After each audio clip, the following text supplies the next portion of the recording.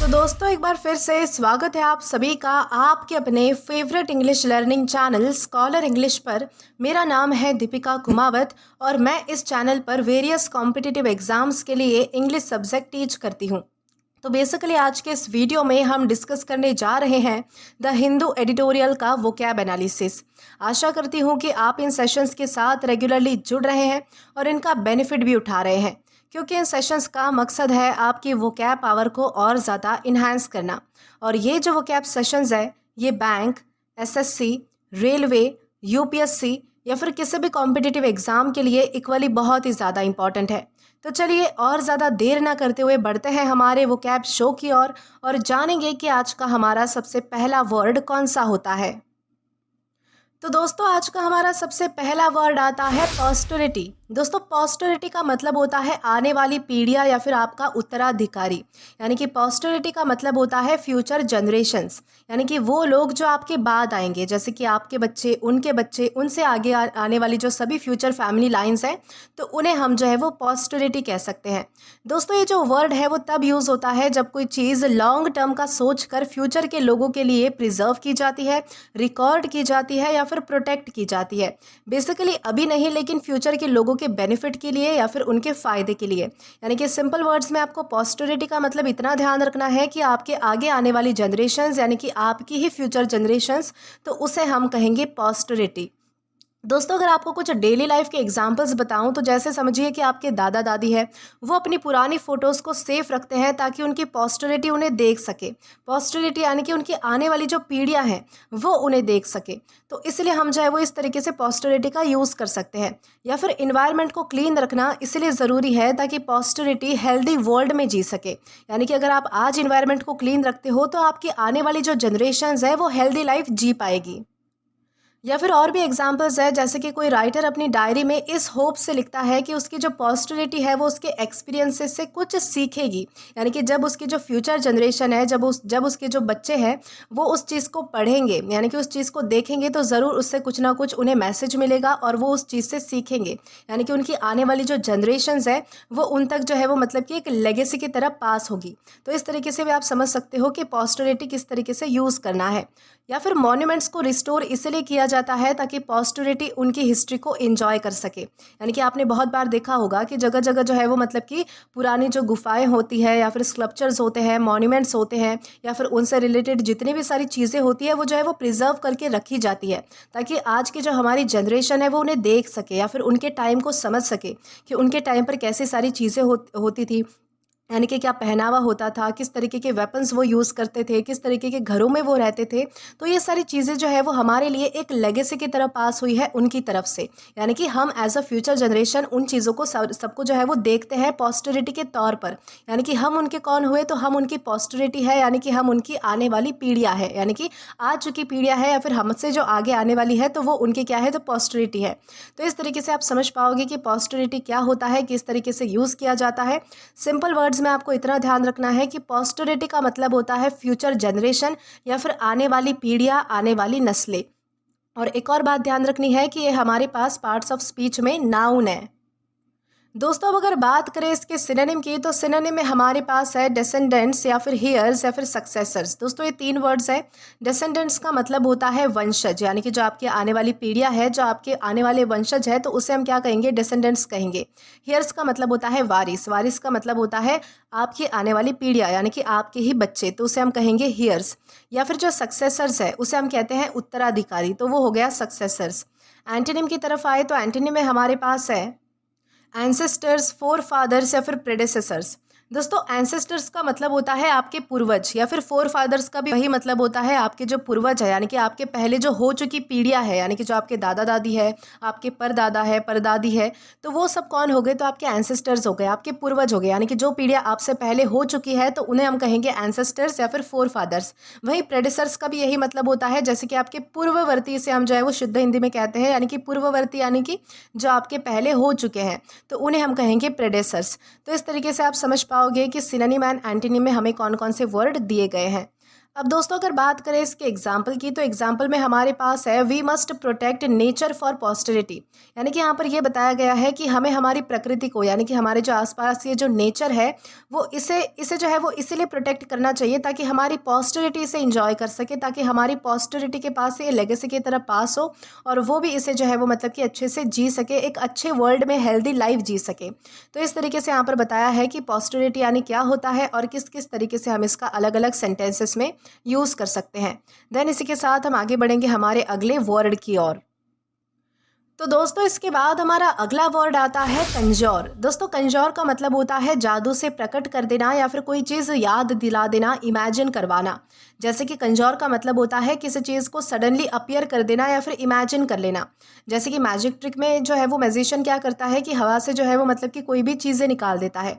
दोस्तों ये जो वर्ड है वो तब यूज़ होता है जब कोई बंदा सोच की पावर से कोई इमेज, मेमोरी या फिर आइडिया क्रिएट कर ले, या फिर जब कोई चीज़ मैजिक जैसी आपको फील हो, यानी कि जादू जैसी फील हो। मतलब या तो जादू जैसा अपीयर करना या फिर माइंड में इंस्टेंटली पिक्चर क्रिएट कर लेना, तो उसे हम कहेंगे कंजोर करना।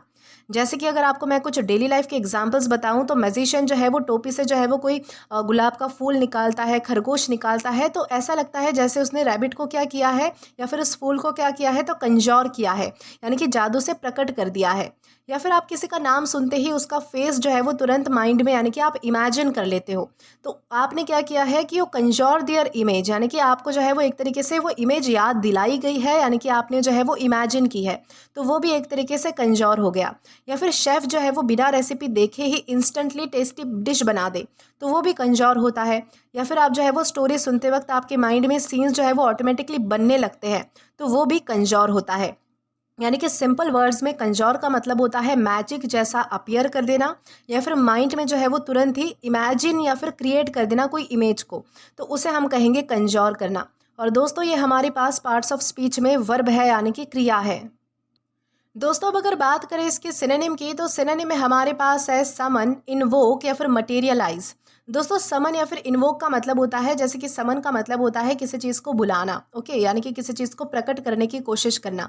या फिर इन्वोक का मतलब होता है किसी चीज़ को जगाना। जगाना का यहाँ पर सेंस इसीलिए दिया गया है, जैसे कि अगर आपको कोई चीज़ याद आ जाती है, तो वो आपके माइंड में जाग जाती है एक तरीके से, यानी कि आप इमेजिन भी कर रहे हो तो वो इमेज आपके माइंड में जाग रही है, तो इस तरीके से वो इन्वोक हो गया। या फिर मटेरियलाइज का मतलब होता है कि कोई चीज़ प्रकट कर देना, यानी कि मटेरियल की तरह जो है वो आपके सामने पेश हो जाना, तो इसलिए यहाँ पर मटेरियलाइज का यूज़ हुआ है। वही एंटोनिम की तरफ आए तो एंटोनिम में हमारे पास है बैनिश, डिस्पेल या फिर डिसमिस। दोस्तों बैनिश या फिर डिस्पेल या फिर डिसमिस का मतलब होता है किसी चीज़ को दूर कर देना, किसी चीज़ को हटाना, किसी चीज़ को जो है वो मतलब कि बैन कर देना, बंद कर देना, डिसमिस कर देना, तो उस तरीके से हम जो है वो इन तीनों वर्ड्स का यूज़ कर सकते हैं। अब अगर बात करें इसके एग्जाम्पल की, तो एग्जाम्पल में हमारे पास है द मजिशियन कंजर्ड और rabbit out of the hat. यानी कि मजिशियन ने, यानी कि जादूगर ने क्या किया कि अपनी हैट से, यानी कि टोपी से जो है वो मतलब कि एक खरगोश निकाल कर दिखाया। यानी कि एक तरीके से उसने जो है वो जादू से अचानक से कोई चीज़ आपके सामने जो है वो मतलब कि प्रकट कर दी। तो उस तरीके से आप समझ पाओगे कि कंजोर यानी क्या होता है और किस तरीके से हम इसका अलग अलग सेंटेंसेस में यूज़ कर सकते हैं। देन इसी के साथ हम आगे जाएंगे हमारे अगले वर्ड की ओर और जानेंगे कि इसके बाद हमारा अगला वर्ड कौन सा होता है। तो दोस्तों इसके बाद हमारा अगला वर्ड आता है प्लेबिसाइट। दोस्तों प्लेबिसाइट का मतलब होता है जनमत संग्रह या फिर जनमत चुनाव। यानी कि प्लेबिसाइट का मतलब होता है पब्लिक वोटिंग, जहां पर एक कंट्री या फिर रीजन की आम पब्लिक से डायरेक्टली पूछा जाता है कि किसी इंपॉर्टेंट पॉलिटिकल डिसीजन पर उनकी क्या चॉइस है। ये जो है वो नॉर्मल इलेक्शन नहीं होता, ये एक सिंगल इशू पर होता है, जैसे कि हमें ये लॉ चाहिए या फिर नहीं, हमें ये एरिया इन कंट्रीज़ में मर्ज करना है या फिर नहीं, इस तरीके से। मतलब कि गवर्नमेंट लोगों से सीधा सवाल पूछती है और लोग जो है वो वोट से अपना आंसर देते हैं, यानी कि वोट करके, अपना मतदान करके जो है वो मतलब कि अपना आंसर जो है वो बताते हैं। जैसे कि अगर आपको मैं कुछ डेली लाइफ के एग्जांपल्स बताऊं, तो अगर स्कूल में आपको पूछा जाए कि एनुअल फेस्ट जो है वो इंडोर होना चाहिए या फिर आउटडोर होना चाहिए, तो सब बच्चे जो है वो वोट के सारे अगर आंसर देते हैं तो वो मिनी प्लेबिसाइट हो गया।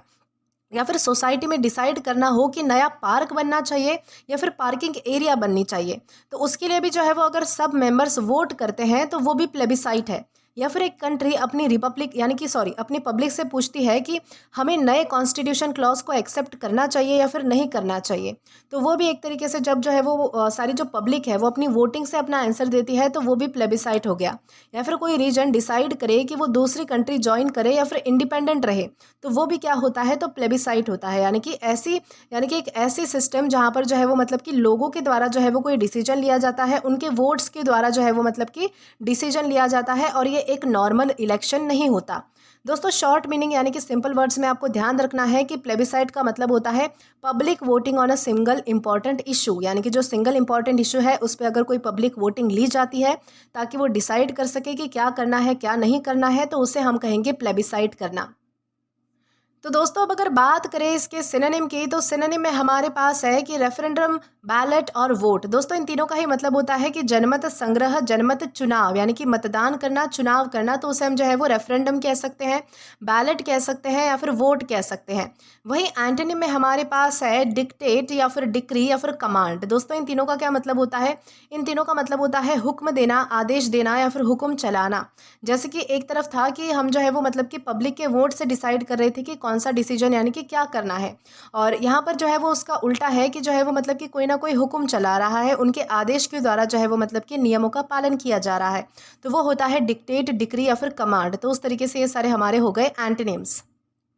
अब अगर बात करें इसके एग्जाम्पल की, तो एग्जाम्पल में हमारे पास है the country held a plebiscite to decide the new law, यानी कि कंट्री ने क्या किया कि नए कानून को डिसाइड करने के लिए, यानी कि वो नया कानून हमें अप्लाई करना चाहिए या फिर नहीं करना चाहिए, उसके लिए जो है वो उन्होंने प्लेबिसाइट का यूज़ किया, यानी कि प्लेबिसाइट सिस्टम का यूज़ किया जिसमें जो है वो मतलब कि पब्लिक वोटिंग हो रही होगी।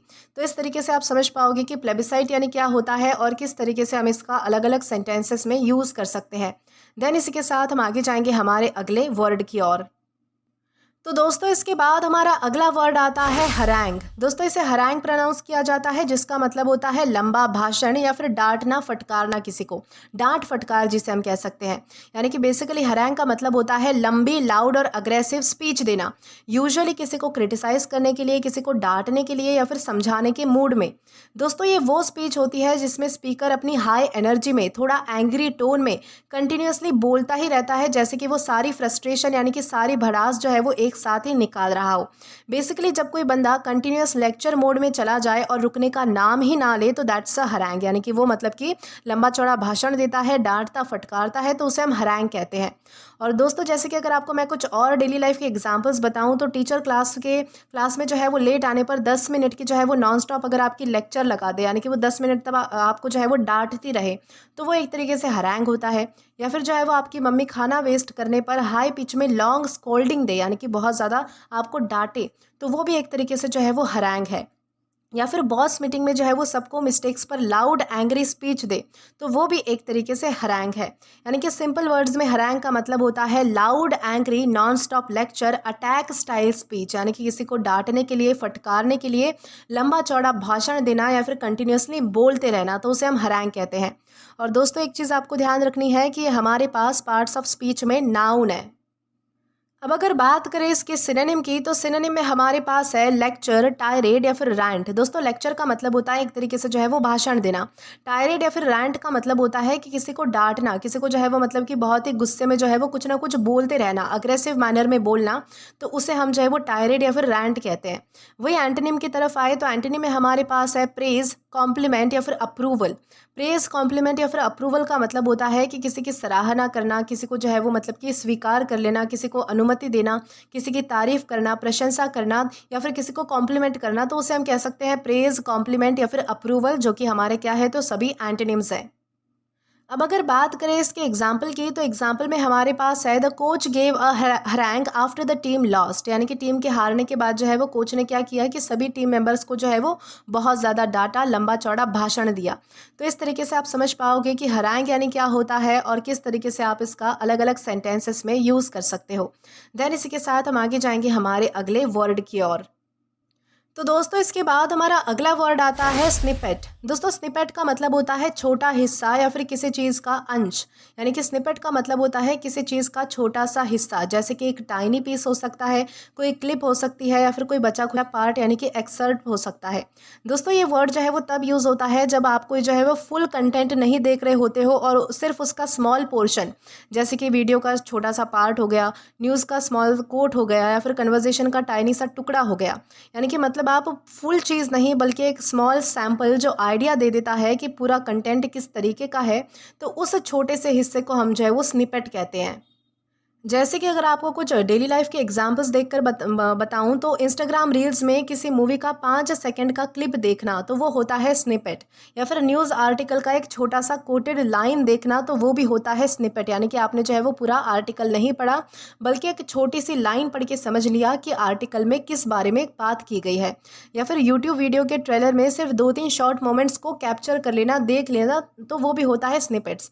यानी कि मूवी का जो आप अगर ट्रेलर देख लेते हो तो आपको जो है वो आइडिया लग जाता है कि मूवी में क्या बताया गया है या फिर मूवी की स्टोरी किस तरीके की होने वाली है, किस चीज़ के अराउंड यानी कि होने वाली है, तो वो होता है एक तरीके से स्निपेट। यानी कि किसी चीज़ का छोटा सा अंश उसे जो है वो मतलब कि कैप्चर करना, ऑब्जर्व करना, देखना, तो उसे हम कहते हैं स्निपेट। और दोस्तों ध्यान रखना है कि हमारे पास पार्ट्स ऑफ स्पीच में नाउन है। अब अगर बात करें इसके सिनोनिम की तो सिनोनिम में हमारे पास है फ्रैगमेंट, एक्सट्रैक्ट या फिर पीस।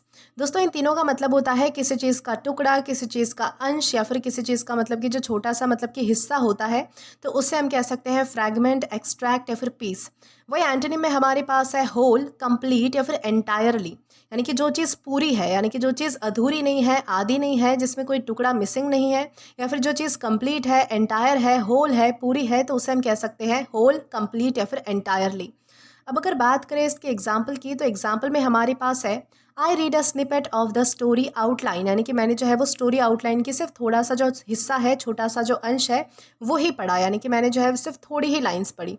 तो इस तरीके से आप जो है वो समझ पाओगे कि स्निपेट यानी क्या होता है और किस तरीके से यूज़ किया जाता है। देन इसी के साथ हम आगे जाएंगे हमारे अगले वर्ड की ओर। तो दोस्तों इसके बाद हमारा अगला वर्ड आता है सेगवे। दोस्तों इसे सेगवे प्रोनाउंस किया जाता है, जिसका मतलब होता है सीधे संबंध में प्रवेश करना या फिर सुचारू संक्रमण। इसे अब अच्छे से आसानी से समझे तो सेगवे का मतलब होता है एक टॉपिक या फिर सीन से दूसरे टॉपिक में ट्रांजिशन करना, मतलब कि बिना किसी ब्रेक के फ्लो को कंटिन्यू करना। ये वर्ड अक्सर कन्वर्सेशंस में, स्पीचेस में या फिर म्यूजिक या फिर वीडियोस में यूज़ होता है, जहाँ पर एक आइडिया से नेचुरली दूसरे आइडिया में शिफ्ट किया जाता है। बेसिकली जब कोई स्मूथ और नेचुरली शिफ्ट हो जाए तो वो सेगवे कहा जाता है उसे।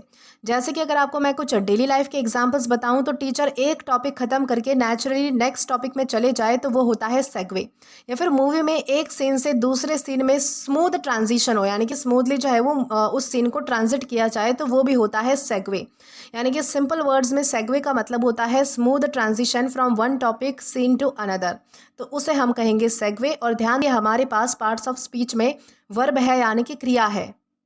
अब अगर बात की जाए इसके सिनोनिम की तो सिनोनिम में हमारे पास है ट्रांजिशन, मूव या फिर शिफ्ट। यानी कि किसी चीज़ को जो है वो टॉपिक को ट्रांजिट करना, मूव करना, यानी कि किसी चीज़ को शिफ्ट करना, तो उसे हम कह सकते हैं ट्रांजिशन, मूव या फिर शिफ्ट। वही एंटोनिम में हमारे पास है इंटरप्ट, हॉल्ट या फिर स्टॉप। यानी कि किसी चीज़ में रुकावट लाना, किसी चीज़ में बाधा लाना, किसी चीज़ को रोकने की कोशिश करना। तो इन सारे सेंसेस में हम यूज़ कर सकते हैं इंटरप्ट का, हॉल्ट का या फिर स्टॉप का। अब अगर बात करें इसके एग्जाम्पल की तो एग्जाम्पल में हमारे पास है the speaker segued from his personal story to the main topic. यानी कि जो बोलने वाला व्यक्ति था, जो स्पीकर था, उसने क्या किया कि अपने पर्सनल लाइफ के मुद्दे से हटकर जो है वो जल्दी से जो है वो मतलब कि मेन टॉपिक पर उसने जो है वो ट्रांजिशन कर दिया, यानी कि वो जो है वो मेन टॉपिक पर आ गया। यानी कि बहुत ही स्मूथली आया, जिससे कि पता भी नहीं चला कि कब वो जो है वो मतलब कि अपनी पर्सनल लाइफ के बारे में बात करते करते मेन टॉपिक की तरफ आ चुका है। तो इस तरीके से आप समझ पाओगे कि सेगवे यानी क्या होता है और किस तरीके से हमें इसका यूज़ करना है। देन इसी के साथ हम आगे जाएंगे हमारे अगले वर्ड की ओर। तो दोस्तों इसके बाद हमारा अगला वर्ड आता है लायथ। दोस्तों लायत का मतलब होता है लचीला, सहज गति वाला, यानी कि लायत का मतलब होता है फ्लेक्सिबल, ग्रेसफुल और इजीली मूव करने वाला। स्पेशली ये जो वर्ड है वो बॉडी के कॉन्टेक्स्ट में यूज़ होता है। ये वर्ड जो है वो अक्सर डांसर्स के लिए, जिम्नास्ट के लिए या फिर एनिमल्स के लिए यूज़ होता है जो अपने मूवमेंट में स्मूथ और एफर्टलेस होते हैं। मतलब कि कोई भी बॉडी मूवमेंट स्लेंडर, सबल और एलिगेंट हो तो वो लायत कहलाता है। जैसे कि अगर आपको मैं कुछ एग्जांपल्स बताऊं तो जो कैट होती है वो अपने नैरो स्पेस से इजीली स्लिप होकर निकल जाती है, तो उसकी बॉडी कैसी है, तो लायत है। या फिर डांसर जो है वो अपने परफॉर्मेंस में स्मूथ और ग्रेसफुल जो है वो मूव्स दिखाते हैं, तो वो भी एक तरीके से लायत होते हैं क्योंकि वो बहुत ज़्यादा फ्लेक्सिबल होते हैं, किसी भी तरीके के जो मूव्स है वो आसानी से कर पाते हैं, तो उसे हम कहेंगे लायत। यानी कि सिंपल वर्ड्स में लायत का मतलब होता है फ्लेक्सिबल, ग्रेसफुल और इजीली मूव करने वाला। और ध्यान रखना है कि ये हमारे पास पार्ट्स ऑफ स्पीच में एग्जेक्टिव है, यानी कि विशेषण है। अब अगर बात की जाए इसके सिनोनिम की, तो सिनोनिम में हमारे पास है फ्लेक्सिबल, सपल या फिर निम्बल, यानी कि जो बहुत ही ज़्यादा जो है वो मतलब कि लचीला होता है, सहज गति वाला होता है, या फिर जो है वो मतलब कि बॉडी को आसानी से मूव कर सके, तो उसे हम कह सकते हैं फ्लेक्सिबल, सपल या फिर निम्बल। वही एंटोनिम में हमारे पास है स्टिफ, रिजिड या फिर ऑकवर्ड, यानी कि जो थोड़ा अजीब होता है, जो बहुत ज़्यादा मतलब कि कठोर होता है, कड़क होता है, स्टिफ होता है, रिजिड होता है, जिसे हम कह सकते हैं, तो वो हो गया हमारा स्टिफ, रिजिड या फिर ऑकवर्ड। अब अगर बात करें इसके एग्जाम्पल की, तो एग्जाम्पल में हमारे पास है the dancers light movements captivated the audience, यानी कि जो डांसर के जो मतलब कि फ्लेक्सिबिलिटी वाले जो मूवमेंट्स थे, जिस तरह से वो अपनी फ्लेक्सिबिलिटी जो है वो सबको दिखा रहा था अपने डांस के माध्यम से, तो उस चीज़ ने जो है वो सबको जो है वो कैप्टिवेट कर दिया, यानी कि मंत्रमुग्ध कर दिया, यानी कि सबको जो है वो मतलब कि सब उसी के डांस में खो चुके थे। तो इस तरीके से आप समझ पाओगे कि लायत यानी क्या होता है और किस तरीके से हमें इसका यूज़ करना है। देन इसी के साथ हम आगे जाएंगे हमारे अगले वर्ड की ओर और जानेंगे कि इसके बाद हमारा अगला वर्ड कौन सा होता है। तो दोस्तों इसके बाद हमारा वर्ड आता है हेक्स। दोस्तों हेक्स का मतलब होता है श्राप या फिर जादू टोना, यानी कि हेक्स का मतलब होता है मैजिक स्पेल या फिर कर्स, यानी कि किसी को श्राप देना या फिर किसी के ऊपर जादू टोना करना, यूजुअली बैड लक या फिर जो है वो मतलब कि हार्मफुल इफेक्ट्स देने के लिए। दोस्तों ये जो वर्ड है वो तब यूज़ होता है जब कोई बंदा इंटेंशनली किसी पर सुपर नेचुरल जादू या फिर कर्स करता है ताकि उसके साथ जो है वो बुरी चीज़ें होने लग जाए, तो उसे हम कहते हैं हेक्स।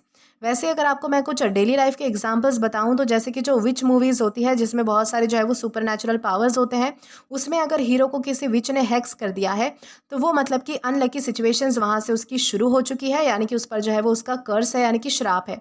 या फिर वीडियो गेम में विलन जो है वो प्लेयर को टेम्पररीली वीकन कर देता है अपनी जादू की मदद से, तो वो भी एक तरीके से हैक्स होता है। या फिर कॉमिक या फिर जो फैंटेसी स्टोरीज होती है हमारी, उसमें जो है वो हीरो को एनिमी का कर्स फेस करना पड़ता है, यानी कि उसकी बुरी चीज़ों से उसे सामना करना पड़ता है, तो वो भी एक तरीके से हैक्स होता है। यानी कि सिंपल वर्ड्स में हैक्स का मतलब होता है मैजिक स्पेल या फिर कर्स यूजुअली फॉर बैड लक, यानी कि बुरी चीज़ों के लिए दिया गया श्राप या फिर बुरा किया गया काम।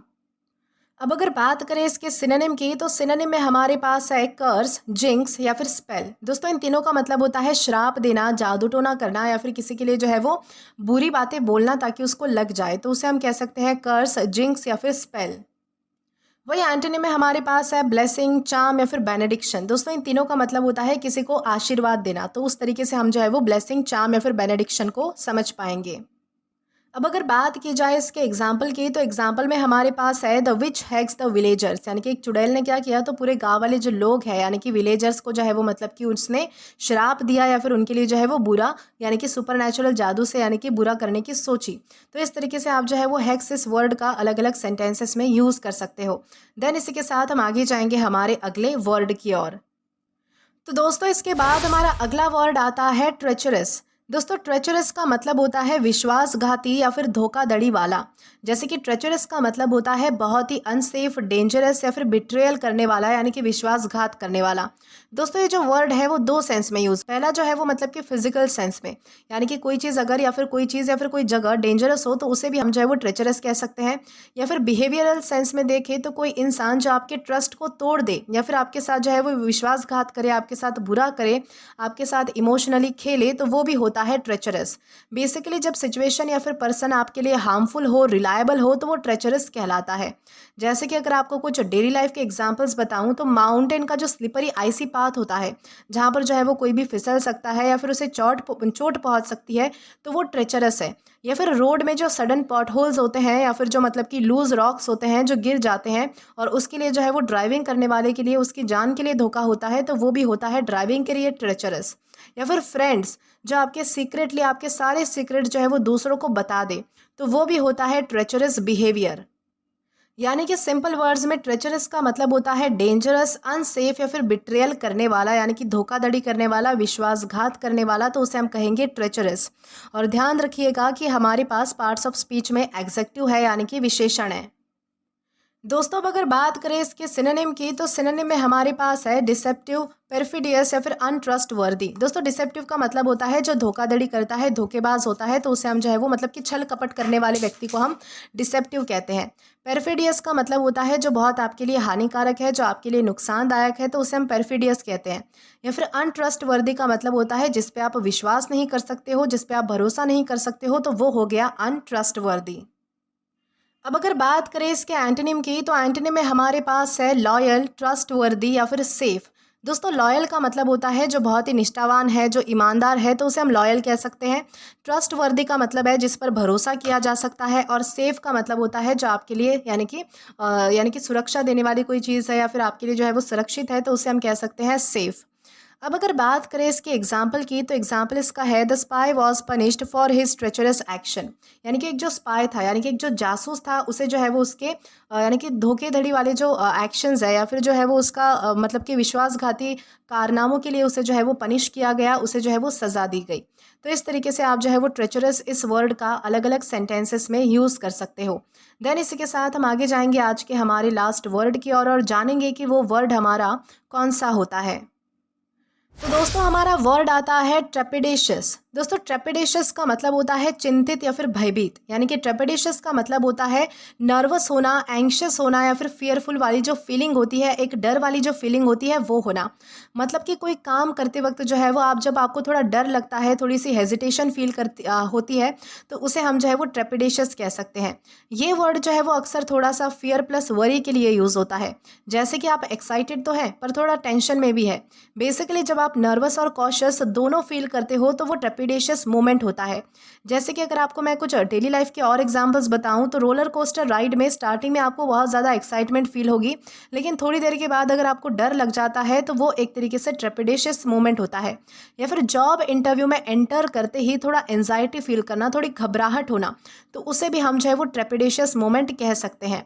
यानी कि सिंपल वर्ड्स में ट्रेपिडेशियस का मतलब होता है नर्वस, एंग्शियस या फिर स्लाइटली फियरफुल, यानी कि फियरफुल थोड़ा डर जाना, यानी कि थोड़ी सी जो है वो बेचैनी होना, थोड़ा सा जो है वो मतलब कि अपना कॉन्फिडेंस लूज कर देना या फिर जो है वो थोड़ा डर जाना, तो उसे हम कह सकते हैं ट्रेपिडेशियस। और दोस्तों ध्यान रखना है कि हमारे पास पार्ट्स ऑफ स्पीच में एग्जेक्टिव है यानी कि विशेषण है। अब अगर बात की जाए इसके सिनोनिम की, तो सिनोनिम में हमारे पास है एप्रीहेंसिव, एंग्शियस या फिर नर्वस। इसका मतलब होता है थोड़ा सा डर जाना, थोड़ा सा बेचैन होना, यानी कि थोड़ा सा घबरा जाना, परेशान होना, यानी कि टेंशन होना, तो उसे हम कह सकते हैं एप्रीहेंसिव, एंग्शियस या फिर नर्वस। वही एंटोनिम में हमारे पास है कॉन्फिडेंट, काम या फिर फियरलेस। यानी कि जो बहुत ही ज़्यादा जो है वो मतलब कि कॉन्फिडेंट है, जिसमें कॉन्फिडेंस बहुत है, आत्मविश्वास बहुत है। जो काम है यानी कि बिल्कुल शांति से काम लेता है, बहुत ही शांत है। या फिर फियरलेस है, यानी कि जिसे डर नहीं लगता, तो उसे हम कह सकते हैं कॉन्फिडेंट, काम या फिर फियरलेस। तो दोस्तों अगर बात की जाए इसके एग्जाम्पल की, तो एग्जाम्पल में हमारे पास है she felt trepidatious before giving her speech. यानी कि उसे जो है वो स्पीच देने से पहले जो है बहुत ही ज़्यादा घबराहट हो रही थी, वो बहुत ही ज़्यादा अंडर कॉन्फिडेंट फील कर रही थी या फिर उसे बहुत ज़्यादा हेजिटेशन और डर फील हो रहा था। तो इस तरीके से आप देख सकते हो कि ट्रेपिडेशियस यानी क्या होता है और किस तरीके से हमें इसका अलग अलग सेंटेंसेस में यूज़ करना है। तो दोस्तों आज के लिए बस इतना ही। आज की इस क्लास का पीडीएफ आप हमारे टेलीग्राम चैनल के थ्रू एक्सेस कर सकते हैं। और अगर आपने अभी तक हमारा टेलीग्राम चैनल ज्वाइन नहीं किया है, तो टेलीग्राम पर English with Deepika Kumawat search करके या फिर डिस्क्रिप्शन में दिए गए लिंक के थ्रू, साथ ही साथ अभी जो आपको आपके स्क्रीन पर क्यूआर कोड दिख रहा है, वहाँ से भी आप जो है वो डायरेक्टली स्कैन करके हमारा टेलीग्राम चैनल ज्वाइन कर सकते हैं, ताकि आप कभी भी किसी भी नए आने वाली वीडियोज़ को लेकर कोई भी अपडेट्स को मिस ना करें। और दोस्तों अगर आपको आज का ये वीडियो पसंद आया है या फिर हेल्पफुल लगा है, तो do like this video, subscribe the channel and share as much as you can. और अगर आपने इससे पहले वाले वीडियोस नहीं देखे हैं, तो यहाँ पर मैंने एक प्लेलिस्ट प्रोवाइड कर दी है, जहाँ पर आप क्लिक करके वो सभी पहले वाले वीडियोस भी देख सकते हैं और एक्सप्लोर कर सकते हैं। Till then keep learning. Thank you.